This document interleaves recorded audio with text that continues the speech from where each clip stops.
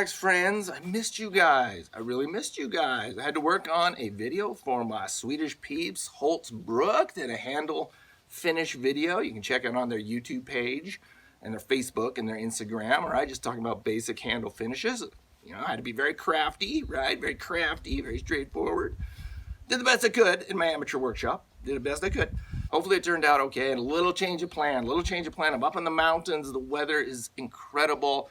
And we're going to finish up the axe arenas from last year. Do you remember this? Do you remember this, axe fans? There's probably some of you who watched all those, all right? The axe arenas. 27 serious felling axes, right? 27 axes divided into groups of 3, right? Groups of 3. And basically, I was just out there like, I like this one best. I like this one best. That was it. That was the whole criteria of why I was picking Axe Arena bracket, group champions, all right? But that just led me into further questions. It just raised further questions for me about, like, why? Why did I like this axe over that axe? Why? What was the reason I would prefer one out of a group of 3 versus they're all just the same, right? I mean, they're all just the same. They cut well. No. There were clear favorites. There were clearly more comfortable and more effective axes that come out of that. And that led into, really, the efficient axe and the work axe. I've done some series. And so now I just feel like before I lose all that big axe mojo and start to work on the little ones, the wee folk, the camp axes, the boys axes, the bushcraft axes, we need to finish up these axe arenas, and this weekend's the time. So I've organized the 9 axes into brackets of 3 again, all right? So let's go back and let's review these outstanding axes, and let's see what we're up against tomorrow. First up, all Sweden, all the way, of course. This is my channel. Of course, the Svenska Kronan division, the Swedish Crown division. Skål to any Swedish viewers I might have. And these are indeed the 3 current Swedish production models of full-size felling axes, and all of them won their groups fair and square. Fair and square. No, they really did. 2 of which are basically out-of-the-box versions with no tuning or modifications at all on my part. And they all advanced. They did a great job. But the big silver guy in the middle is a Holtzbrook Arvika 5-star, a really unique big axe of which there aren't being made in that category. Really big axes just aren't perceived as necessary. Not a lot of demand for them, which is fine. Why? It's totally fine. But wait until you try a good one. It is a hella fun. Yeah, they can be really powerful and murder a lot of wood. But the 5-star really is in no way all that it can be out of the box, okay? That's just not the case. And I know there's probably many 5-star buyers in the world that have been surprised probably about what they got, which isn't to say it's not usable. No, it's a big, mean axe. Go for it. There is, in fact, a pointy end that will cut wood. Why not? But the other 2 axes, left and right, actually are kind of all they can be. There's not much I would do to improve their performance there. They come sharp out of the box. They're well designed, high quality materials, blah, blah, blah, and are therefore pretty pricey. But they are really great looking, really great performing tools from some famous old names, and definitely deserve to be in the finals. So we have the Gransforsbrook American felling axe. Gransforsbrook American felling axe. 3.5 pound turpentine pattern, very classic Swedish pattern, very traditional. 32-inch handle, also very traditional, and it feels great to swing. It's a very comfortable handle, actually. I like it. It's plenty sharp, nice aggressive geometry, just classic, just very, very classic. Exactly what you'd expect from a company still taking axe making seriously, with a lot of experience to draw upon. So it's a great axe. And we'll take it head-to-head with the Holtzbrook Dave Canterbury American felling axe. A snazzy U.S. market only, I think. Maybe Canada too, but I don't think so. And it's equally classic. It's very nice, all right? It's not a gimmick, the Dave Canterbury edition. It's a legitimate design. They have a Montreal pattern here. It was a really great finish. It has beautiful mirror-shined bevels, and they're very, very sharp. It's very sharp out of the box, top-notch sharp, okay? Not kidding. And the straight handle is actually really cool. I do like it. We did whole episodes on this back in the Efficient Axe series, and the straight handle does have a good ergonomic argument to be made for improvements in accuracy, so it'll be a great entry in this bracket to go up against other curved handles. And all I can see with this old video is how ridiculous it looked. It was a ridiculous outfit, all right? I had a poor attitude this day. Yes, I remember it. I was just pissed off the whole time until I started chopping with my Arvika 5-star that I spent so much time working on, really, as a technical project. And there's a video out there about the whole thing, right? It's very long and tedious, okay? But that's what it was. It was a technical challenge for me of, I'm going to try everything I think will make this better and look nice and sexy, sure, but actually be an awesome chopper. And it actually is an awesome chopper. It has always come through. I always sort of use it as a reference now, you know, as I try stuff. It's a good reference for me on an axe I really like and that chops real well and is fun to use. This will be followed up by the Killer Kelly Division All-American.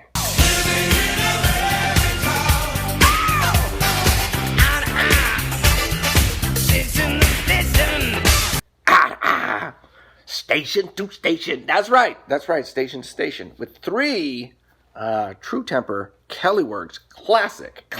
I really believe that this period of Kelly Works True Temper that produced this era of axes, okay? You know, with these markings, the 3-level markings, you see them like this, and all the old lines are still out there. The Black Ravens are still out there. The Kelly Perfects are still out there.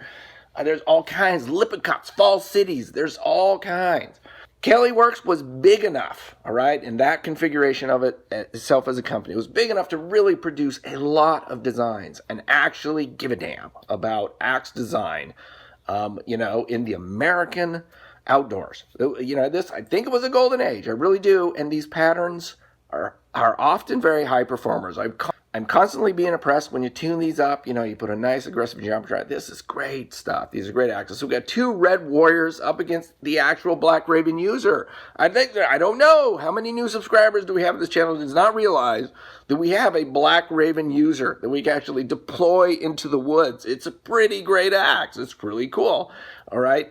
It's not nice enough to be a super collectible. So, you know, I brought it back. And threw it into the axe arenas, and it defeated a Collins Legitimus Connecticut in head-to-head combat, basically on reputation. Basically squeaked over the line on reputation. This is true, but the Red Warriors are killers. These are killer axes, all right? Double bet, classic, original handle, 34 inches, very thin, ovalized, feels amazing, And all I've done in terms of modifications to these 3 axes is I've sharpened them up, all right? I've learned stuff since these arenas, okay? And I have put some better angles and some better geometry on the 3 Kellys, okay, to make them a little more aggressive, all right? Nothing in the danger zone, but they're a little more aggressive now. So this will be good, all right? We're pulling out all the stops on which of these American classics will also be an Axe Arena champion. And the final division, I'm really looking forward to. And I don't know what else to call it, but the exotics. This is the exotic division, okay? Nothing normal in this group. Nothing normal, nothing stock in this group anymore, okay? So on the left, far left, is a, you know, shiny old Arvika Swedish cruiser axe that won its group, right? It was the best short double bet of the group on a day I think I was sick. I do not believe for 1 second it's going to be able to outperform the 2 on the right. On the far right, I think you'll recognize that is the Basque axe. The supreme genius of the Basque people, preserved by one of my heroes now, my axe hero, Jose Ramon Yaregui. He is the lone and single and only unitary maker of this entire axe culture, all right? And it's amazing. It's just an amazing story. He's the last guy hanging on, producing a very unique, a very regionally specific designed axe that actually is amazing. And my complaint has always been just the handle. It's a slip fit head, all right? You've seen this before. There's a bunch of different episodes on this. You ought to go watch them. Definitely ought to watch the episode about this in the Work Axe, where we go through the history and an in-depth dive onto this tech. It really impresses me. I do love it for that. But now I've put a new handle on it. I've gone the curvy dark side route, and I put something really out there. But I think, all right, there's a reason. There's a reason. I've preserved the geometry. I've preserved a lot of angles in there. But now I have a big curvy knob. Right? That's what she said. Got a nice curvy palm swell, which for my gloved hands is a bonus. But it's going to go up against a really exciting axe. This is a very exciting axe. It's the only custom blacksmith made to order axe I own. Most of my axes are vintage or stock. This one I ordered from a brilliant young blacksmith in Latvia. It's Marcis, and he produces this. This is a felling axe pattern that he really likes, and he makes it. It's kind of unique. There's not a lot like it anywhere, so it's kind of a unique design. But this one has a super steel bit. Yes, there's a welded bit. It has a harder, higher carbon steel, more of a knife grade steel. Okay, a super steel, quote unquote. I'm no steel expert. I don't want to start those debates. But it's nice. It's very nice. The edge is immaculate. I have not yet had to sharpen this axe. It seems to be working, right? A better steel, very aggressive angle, 20 degrees, danger zone.